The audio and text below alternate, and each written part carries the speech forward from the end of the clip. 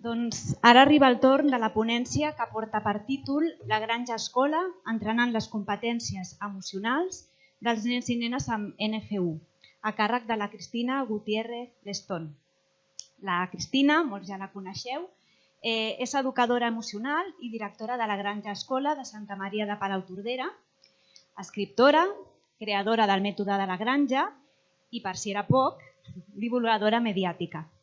Ens explicarà el projecte que van desenvolupar a la granja el curs passat per treballar les habilitats socials i les competències emocionals d'infants i joves afectats d'NF1 i com l'experiència viscuda ens pot donar pistes i eines per entrenar des de casa aquestes habilitats en els nostres fills i filles. Donem pas, doncs, a la Cristina. Moltes gràcies.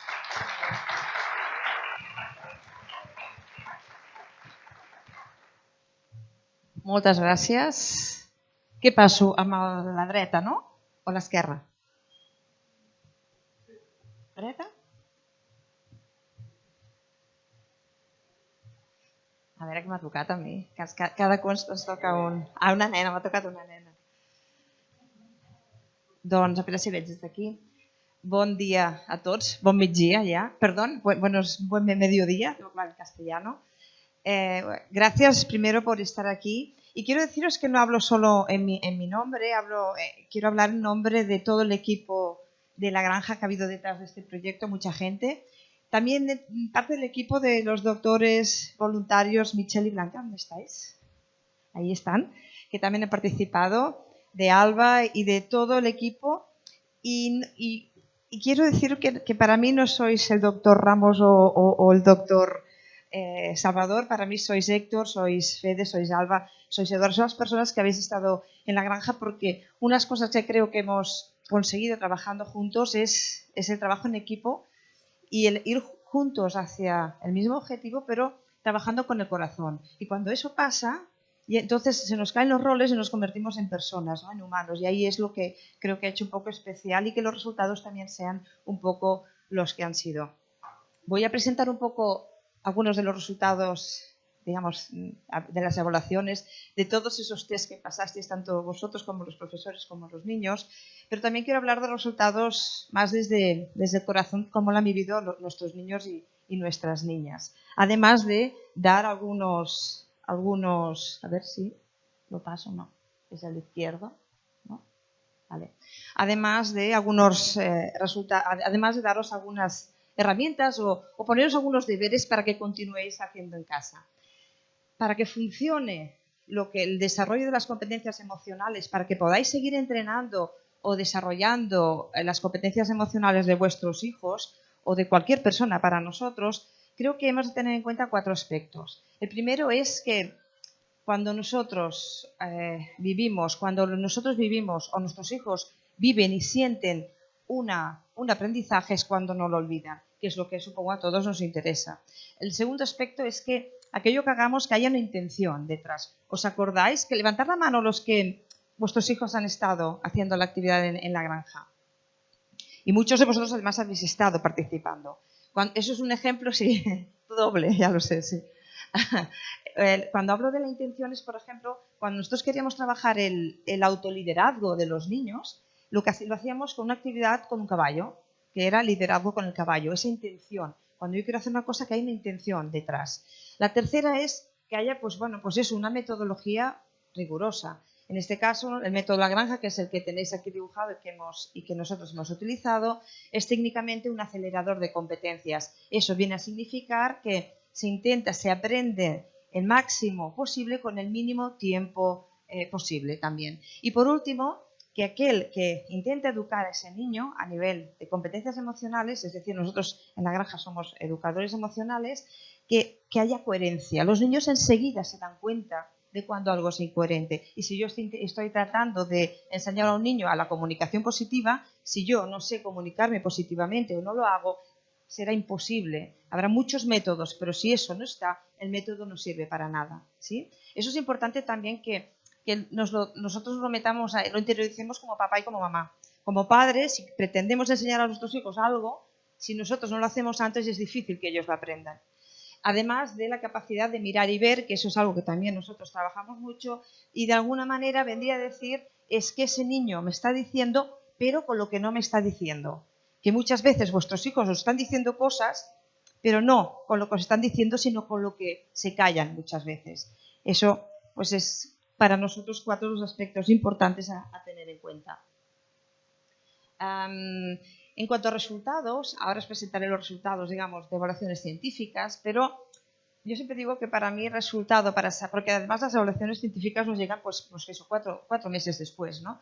Así que, o 6 meses en este caso, con lo cual los niños ya no los tengo, ¿no? Así que nuestra manera de evaluar y evaluarnos es muy fácil, es la mirada de los niños, que al principio, Héctor, nos costaba un poco entendernos en eso, en qué significaba. Y es que cuando un niño entiende aquello que le pasa por dentro, el porqué de su comportamiento, ves que de repente tira para atrás y le brilla la mirada. Para mí esa es nuestra manera de evaluarnos, aunque luego, por supuesto, tengamos otras metodologías, digamos, más científicas o rigurosas. Pero una muestra es Rosario, una niña rubita preciosa, de 9 años, que nos dijo: unos podemos brillar en cosas diferentes de los otros. Algo que, por cierto, no sé si a la edad que tenemos los que estamos aquí sentados, eso ya lo sabemos o no. Que si no brillo en lo que todo el mundo toca y normalmente brilla, yo no sirvo para nada. O esta conversación que escuchamos entre Carla y Ian, que Ian, por cierto, no sé si está aquí, está ahí fuera, ¿no? Oímos que Carla decía: ostras, es que me caeré del caballo. Estábamos trabajando con una intencionalidad, el miedo. Y ella decía: es que me caeré del caballo. A lo que Ian le contestó de una manera, con una seguridad sorprendente para la edad que tengáis, cuando salgáis, preguntar quién es Ian y os presentáis a él, hoy quería conocerte, le dijo: si confías en ti, no caerás. Eso creo que si lo extrapolamos todos y cada uno de vosotros a vuestra vida, a vuestro día a día en el trabajo, con vuestros hijos, por las tardes, cuando tenéis que ir al médico y todo se acumula, acordaros que si confiáis en vosotros, no caeréis, ni vosotros ni la vuestra familia, que la lleváis también encima. Acordaros de esta frase brillante de Ian. Pero, hablando ya de resultados del proyecto, hicimos 2 proyectos. Uno es el de las 12 sesiones, con los martes, los que veníais durante 12 martes a la granja. En este estudio es el CDE del grupo de recursos, porque es del grup de la Universidad de Barcelona, el grup és el grup de recerca e investigació psicopedagógica de la Universidad de Barcelona, donde se evalúan las competencias emocionales. La muestra en el gráfico es más fácil, se ve cómo mejoran todas las competencias emocionales. En la derecha tenemos los numéricos. Como podéis ver, en la última, la estrella no se ve. ¿Han desaparecido las estrellas? Bueno, se ven aquí, pero aquí no. Bueno, hay estrellitas en las que son significativas. Os digo cuáles son. La competencia emocional total, hay una mejora significativa. Va al revés, es decir, ¿sí? Si sube es que es mejor, ¿sí? Las flechas. Bueno, el gráfico. Hay una mejora significativa de la competencia emocional total y a nivel concreto hay una mejora en la conciencia emocional, en la regulación emocional y en las competencias sociales. La conciencia emocional, un poco ya ha hablado Alba, un poco de las competencias emocionales. Aquí estamos hablando, así como el objetivo del estudio de Alba es dar herramientas a los niños, aquí también se trata de dar herramientas a los niños, pero más relacionadas con el autoconocimiento, con quién soy y qué quiero, ¿no?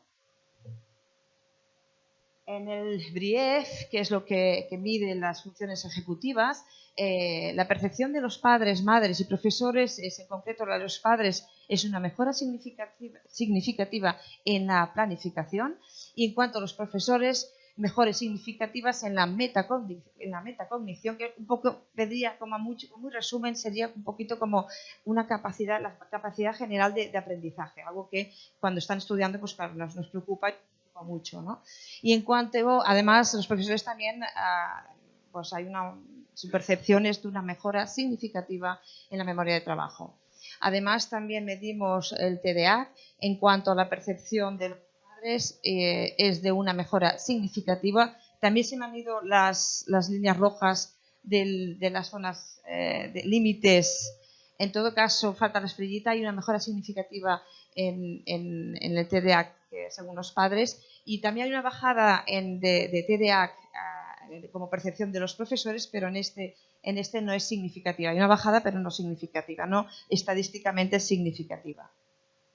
Eso significa que si es significativo es mucho más importante que si no es significativo, ¿sí? Cuanto más grande, más significativo. En cuanto al segundo proyecto, que es el proyecto de los campamentos de 6 días, que no sé si, no creo que haya ninguno de aquí que... ¿Sí? Tu hija, vale. Pues en el de los 6 días vinieron en Semana Santa, un domingo, se fueron un jueves.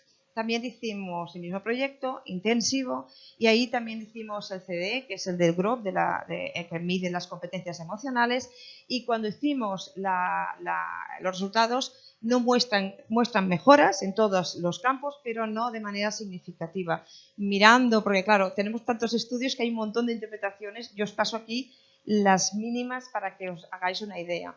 Y es que al hacerlo el jueves, el mismo, cuando no había pasado tiempo para interiorizar y para integrar los conocimientos, era una especie de indigestión de aprendizajes, había bajada pero no significativa. Lo que sí que se hizo fue a los 15 días hacer el BRIEF y el del TDAH a padres y profesores, y resulta muy interesante. Tampoco salen aquí las estrellitas, han desaparecido, igual que las rayas de límites y cuando el comportamiento es límite, cuando está alterado, en que vemos mejores en el BRIEF. Los padres comentan que hay mejores significativas a nivel general en las funciones ejecutivas y también a nivel más concreto el de control emocional. En cuanto al TDAH, tanto los padres como los profesores, hay una mejora significativa, una bajada significativa en la percepción de unos y otros en el TDAH de los niños después de los campamentos. Esto es en cuanto a un poco a los resultados, ¿vale? Que muestran, pues sí, que ciertamente después de una intervención de alguna manera pues no muy larga, una semana intensiva de unos campamentos y de 12 sesiones, pues las competencias emocionales, entender un poco más quiénes somos, la regulación emocional, la capacidad de controlar mis impulsos de una manera que sea positiva para mí y para mi entorno, tiene resultados. Pero me gustaría, esta segunda parte de mi parte de mi charla, es recordaros algunas de los recursos que dimos a los niños. ¿Quién se acuerda del kit de emergencia? A levantar la mano. Vale, como llevamos mucho rato, vamos a hacer un descanso cerebral, que se dice en neurociencia, ¿sí? Y vamos a hacer un pequeño ejercicio de 1 minuto. ¿Os apetece? Un juego. Para que luego eso lo podáis hacer en casa, ¿vale? Las manos los que vuestro día a día acostumbra a ser estresado, agotador, con presión, levantar la mano. Casi todos, muy bien, así, muy bien. Pues venga, vamos a poner los pies rectos, ahí, nos ponemos rectas la espalda. Ahora os pregunto, ¿dónde tenéis la lengua? ¿Enganchada al paladar? ¿Cuántos lo tenéis arriba, un poquito enganchadito al paladar? Levantar la mano. La mayoría. ¿Y abajo? Unos cuantos, muy bien, ¿vale? Sí, pregunto. Ahora hacemos 3 respiraciones, inspiramos por la nariz y sacamos por la boca. Otra vez. Otra vez. Muy bien, ahora quiero que mováis los dedos del pie, sin mover la bamba o el zapato, del dedo gordo, pequeño, mediano. ¿Podéis mover todos los deditos? ¿Verdad? No hagáis trampas, ¿eh? Mover los dedos, el grande, el pequeño. Mover. Concentraros en los dedos. ¿Ahora dónde tenéis la lengua? ¿Quién la tiene abajo ahora? ¿Más? ¿A quién le ha bajado de arriba abajo? ¿Vale? Es un ejercicio. Esto es el kit de emergencia que damos a los niños para esos momentos de tensión. Es una herramienta súper fácil para hacerla. Los niños y a veces y nosotros también. ¿Sí? Este es un ejemplo de un recurso. Dime.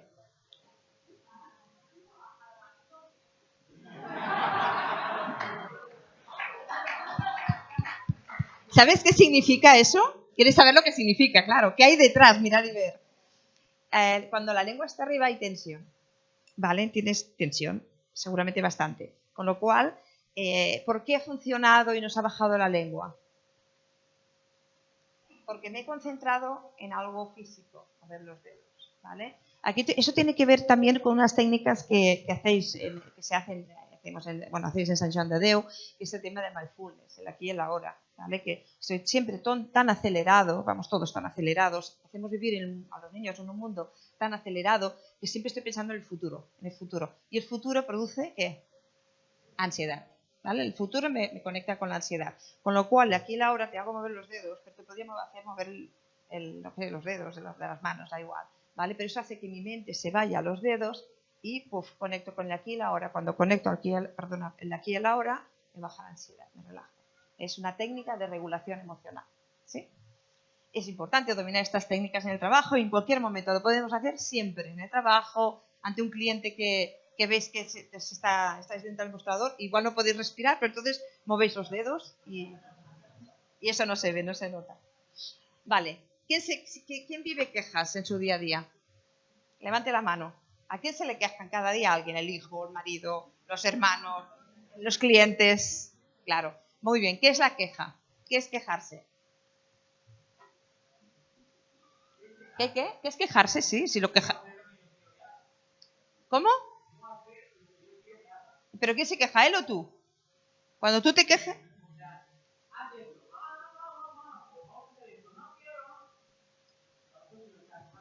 Claro. Vale. ¿Y qué está haciendo él? Cuando él se queja, ¿qué te está diciendo?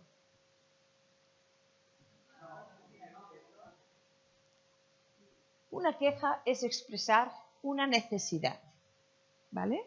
¿Sí? Cuando yo me quejo, mi hijo no me hace caso, él se está quejando porque tiene una necesidad, pero no ha aprendido a expresarla de manera positiva. ¿Vale? Por ejemplo, si yo me quejo, mamá, es que mi hermano no me deja la pelota. ¿Sí? ¿Cuál es la necesidad? Quiero jugar con la pelota, pero lo digo negativo, no me deja jugar con la pelota, pero lo que en realidad pido es, quiero jugar con la pelota. ¿Sí? ¿Qué pasaría, ya que somos teóricamente los seres más inteligentes que nunca han existido en la faz de la Tierra? Eso sí, de momento es así. ¿Sí? ¿Por qué no utilizamos cuenta de qué es la queja? ¿Sí?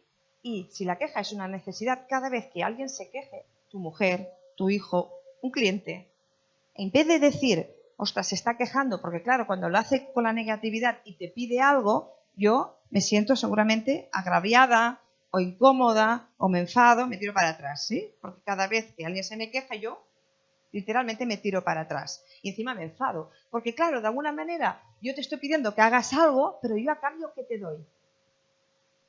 ¿Sí? Es algo injusto. Y cuando nosotros sentimos algo injusto, a nuestro alrededor, nuestros hijos entienden eso, nos sale una emoción que se llama la rabia, que para eso la tenemos, para luchar contra la injusticia. ¿Sí? Y entonces nos enfadamos y sale la rabia y te tira el boli. O te tira algo. ¿Sí? Lo hacen, ¿verdad? Sí, y nosotros lo hacemos. Nosotros a lo mejor no tiramos el boli al cliente porque si no nos echan, pero lo morderíamos a la yugular muchas veces, ¿sí o no? Pero no, nos regulamos. Eso se llama regulación emocional, ¿sí? Entonces, si la queja es una necesidad, ¿por qué cada vez que alguien se queja, yo le pregunto, dime qué necesitas? ¿Vale? Si tu hijo dice, ¿puedes recoger la mesa? No, es que no sé qué, no sé cuántos. Pregúntale, dime qué necesitas. Porque eso me conecta con mi necesidad y me olvido de ti. Nosotros en la granja hicimos de la protesta a la propuesta una pulsera de goma, ¿sí? Que nos la ponemos siempre en la mano derecha. Cuando hay, tú lo utilizas y tu hijo también, sí. Cuando hay una queja, yo me quejo de algo, eso es cuando yo me quejo. Porque una cosa es cuando alguien se queja, que nos molesta horrores, pero cuando yo me quejo, ¿qué pasa? Es diferente, ¿sí? Cuando yo me quejo, ¿quién tiene que hacer algo? ¿El otro o yo? Yo, lo tenemos claro, ¿no? ¿Alguien ha pensado en nosotros? No, ¿eh? Más que nada porque si yo pienso que si yo me quejo, la culpa es de los otros, ¿qué aprenderá mi hijo? Lo mismo, que la culpa es de los otros, con lo cual, ¿sí? Vamos a enseñar con un ejemplo, como hemos dicho al principio, ¿sí? Vale, ponemos una goma negra, bueno, negra, roja, lo que queráis, me da igual, pero que sea de goma, si puede ser, ¿vale? Y cada vez que tú te quejas de algo, es que estoy harta, ¿de qué? Vale, de algo, ¿de qué? Del trabajo, venga, que estoy harta del trabajo, ¿vale? Bueno, pues cada vez que yo me quejo, hay una protesta, cojo la goma y me la pongo a la izquierda, ¿vale? Y yo tengo que generar una propuesta para esa queja. Si hay algo en el trabajo que me quejo, ¿qué puedes hacer? ¿Sí? Un ejemplo que me dijo, es que mi jefe no me valora, en una conferencia me dijo un señor. ¿Ya? Vale, pues ¿cuál es tu necesidad? Que me valore, ¿vale? Necesitas que te valores. ¿Se lo has pedido alguna vez? ¿Necesito, jefe, que me valores? Bueno, así no. Bueno, vale. ¿Y a cambio tú qué haces? Porque si no sería injusto. Si tú pides algo, es justo que tú también me des algo. Entonces, a lo mejor puedes decir, oye, jefe, necesitaría que me valoraras y a cambio yo también valoraré tu trabajo. Eso es la propuesta. Y cojo, una vez hago la propuesta, me lo vuelvo a poner. Si tengo la goma a la derecha, todo va bien. Si la tengo a la izquierda, tengo algo pendiente. Hacer una propuesta. ¿Sí? Luego, a los niños a veces más mayores, a los adolescentes, les decía, y cada vez que te quejes, coge la goma, hazte así y suelta. Porque cada vez que tú te quejas, haces daño o a otro o a ti mismo. ¿Sí? ¿Os sirve? La última. La comunicación que funciona. Estas son perlas que yo creo que todos nos merecemos que nos pongan alguna vez en nuestro camino. Mientras crecemos, pero también a nosotras a nuestra edad también nos gusta, porque en el fondo todos queremos, pues bueno, que nos acaricien de una manera u otra. Pero cada vez que tu hijo se queje o te falta el respeto, recorta, está en catalán, recorta la pegatina roja que pone, no te permito que me hables así. Se la recortas, se la das en la mano y te vas. Es mucho más eficiente que chillarle o decirle, no te permito que me hables así. Cada vez que veas que tu hijo ha hecho algo que no está bien y lo sabe, y tú lo sabes, coge la de confío en ti, la recortas y se la dejas en el cojín. Y te vas. Cuando él llegue, ya se dará cuenta. Igual que vosotros, cuando alguna vez la habíais liado, imaginate que vuestro padre os deja en el cojín, confío en ti. ¿Qué habría pasado? ¿Cómo os habríais sentido? Habría cambiado algo, ¿verdad? Cuando veis a vuestro hijo adolescente que ya no quiere hablar, que está así enfadado, coger el me gusta escucharte y se lo dejas en el plato de sopa. Cuando llegue a cenar, que se lo encuentre.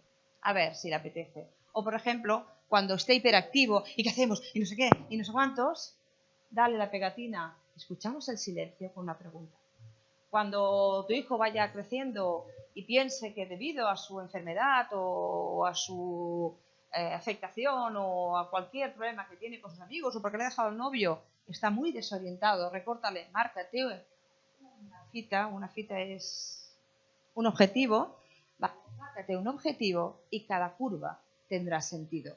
Y cuando lo ves que ya no puede más, que se burlan en el cole, que no tiene amigas, que no lo han invitado a su cumpleaños, le recortas, yo no me rindo.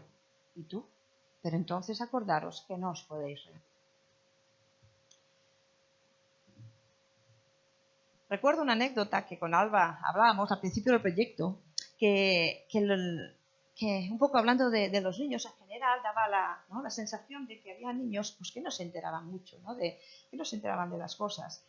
Y como veis en la foto, a veces ese envoltorio que llevamos todos nos confunde muchísimo. Pero cuando hay niños de por medio, creo que la mayoría de los que estamos aquí tenemos niños cerca nuestro, por padres, porque somos tíos, o porque somos sus médicos o sus terapeutas o sus educadores, hemos de ir con muchísimo cuidado. Hemos de ir con muchísimo cuidado porque sí, aparentar una cosa cuando no te atreves o no te sientes suficientemente fuerte para mostrar quién eres, pues cuesta, ¿no? Pero recordar que detrás de cada de eso que escondemos, detrás de esas manchas, detrás de esas cicatrices, detrás de ese no te enteras, hay un mundo entero. Cada niño es un mundo entero y además es fascinante, es brillante. Nosotros pudimos verlo, los que hemos estado en la granja, lo vimos en vivo y en directo. Recuerdo, de hecho, la tercera jornada del programa de 12 días, de 12 martes, que al inicio escuchamos una reflexión de una de las niñas, de Lucía. Recuerdo que estaba contigo, Alba, ¿te acuerdas? Aquel momento estábamos en el bosque y son aquellos momentos que no te puedes olvidar, no me olvidaré en la vida, ¿no? Que parecía de las que no se entera. Y recuerdo que hice una reflexión que yo me quedé flipada. Y en ese momento recuerdo que miré a Alba miró, nos miramos justo en ese instante, las dos, aquello que hicimos con la boca abierta, como tontas. Y recuerdo que pensé, y le dije, Alba, ¿quieres decir que los que no nos enteramos, los que no nos enteran son ellos? Porque creo que los que no nos estamos enterando de nada somos nosotros. Ese envoltorio, esa cáscara en la que estamos, esa máscara que nos envuelve porque nos da seguridad, porque a lo mejor nos sentimos más seguros ahí detrás, bien escondiditos, pues bueno, pues nos da la sensación de que disimula o incluso esconde nuestro dolor o nuestra vulnerabilidad o nuestra fragilidad. Pero recordar que detrás de esa máscara también puede quedar anulada la persona, nosotros podemos quedar anulados, bloqueados o minimizados. Ojo con las máscaras. Si no se enteran de nada o no se enteran mucho, quiero hablar de Tony. Antes quería remar yo solo, pero decidí remar con los demás. Esto para mí es romper esa cáscara que a él le hacía vivir en un mundo escondido y darse cuenta de que hay algo mucho más importante que él, y es lo que el mundo, el lugar al que pertenece, es vital para sentirse bien. Salir de la cáscara y darse cuenta de que el mundo, yo formo parte de él, y que encima el mundo necesita que todos creo que deberíamos escuchar a Tony, porque ¿cuántos de nosotros nos pasa? Que no queremos remar solos porque podemos con todo, ¿verdad, chicas? Y digo más chicas que chicos. Y venga, va, yo tiro. Pues acordaros que podemos remar junto con los demás. Recuerdo a Gisela, de 18 años, que me dijo: me llevo a liderar mi vida siendo yo misma. Interesante, porque a esta edad es peligroso que quien lidere tu vida sean tus colegas del cole o, peor, los likes de tu Insta. Y eso está pasando. Recuerdo a Laura. Laura es absolutamente brillante, esa chica, es impresionante. Madurez, dijo que se llevó como aprendizaje. Me siento más grande, más segura, con más autoestima. Y cuando nosotros nos sentimos un poco más grandes, cuando nos queremos a nosotros mismos, además podemos conseguir que los demás también nos quieran de una manera un poco más sana y no como una víctima de la salud o de las circunstancias. Cuando la ira me pide acción, relajación. Robert es absolutamente brillante, ¿verdad que sí? Bueno, lo conocéis muchos. Y esta es otra herramienta para que os llevéis como para la regulación emocional. Cuando la ira te pide acción, relajación. Nuestros niños, nuestros hijos, nuestros alumnos, los niños que tenemos a nuestro alrededor son educadores emocionales en potencia. Ostras, ¿por qué no lo aprovechamos cuando a veces nos olvidamos? He empezado hablando de Rosario. ¿Sí? La Rosario, esa niña de 9 años que nos dijo, todos podemos brillar en cosas diferentes. Los que habéis estado en el programa habéis visto que siempre os poníamos deberes a los niños y a vosotros, ¿verdad? Deberes de hacer en casa. Deberes guays, pero deberes al fin y al cabo. Pues ahora os voy a dar unos deberes para vuestros hijos, los que estáis aquí, pero también para vuestros papás y las mamás y todo el mundo. Y unos deberes que no serán para mañana ni para la semana que viene, no serán solo para mañana y la semana que viene. Os voy a dar unos deberes para siempre, hasta aquel día que os muráis. Y los deberes tienen que ver con Rosario, con todos podemos brillar en cosas diferentes. Y los deberes que os propongo, que os pido, que os doy, si queréis, y os queréis llevar puestos, es descubrir cuáles son esas cosas diferentes que os hacen brillar a cada uno de vosotros, a vuestros hijos. Y empezar a entrenarla y empezar a atreveros a brillar. Porque con vuestro brillo brillará el mundo. Y si me decís, es que es difícil, no sé. Si es difícil para vuestros hijos, hay un truco, el truco del almendruco. ¿Sabéis cuál es, no? No. Hazlo tú primero y él aprenderá de tu ejemplo. Hagamos ejemplos. No podemos enseñar algo si nosotros antes no lo hacemos. Si queréis que vuestros hijos brillen, empezar a brillar vosotros. Y si brilláis en cosas diferentes, como dice Rosario, pues bueno, buscar esas cosas diferentes, porque os aseguro que eso pasa. Y no lo digo yo, lo dice una niña de 9 años, Rosario, que ya lo ha empezado a hacer. Y tiene 9 años. Si ella puede, ¿no vamos a poder nosotros? Son vuestros deberes y espero que sean los deberes de vuestros hijos. Muchas gracias.